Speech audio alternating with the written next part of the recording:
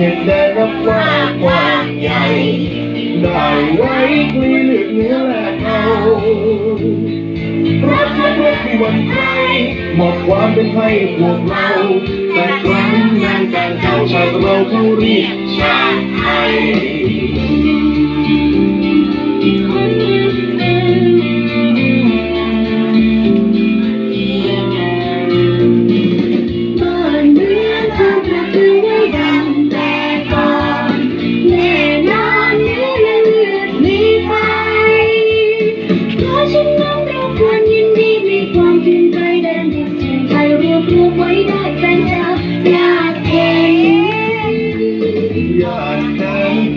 เดินด้วยอย่างบากบั่น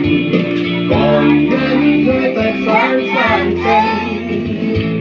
แม้กระนั้นยังรวมใจช่วยกันรวมไทยให้ร่มเย็นบัดนี้ใจดีเด่นร่มเย็นสมสุขเรื่อยมา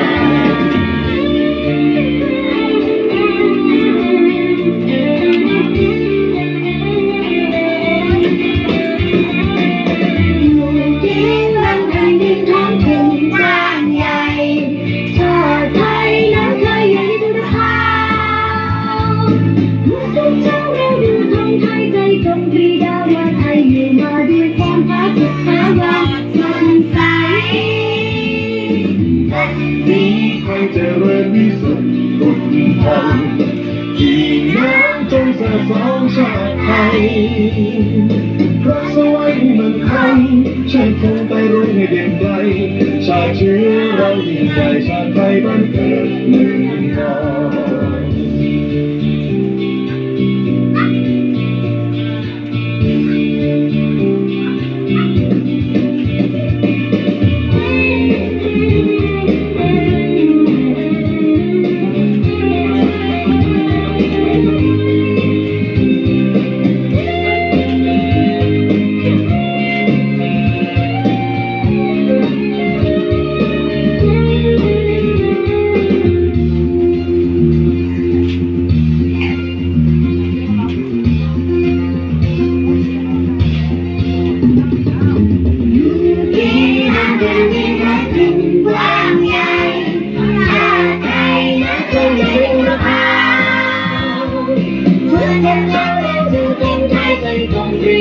นใจอยู่ลอยด้วยความรักสุดท้ายเราสดใส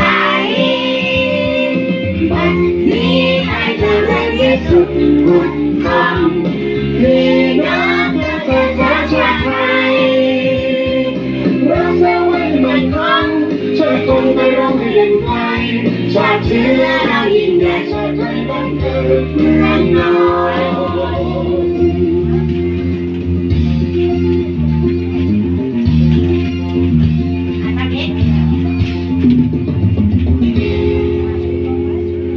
Thank you.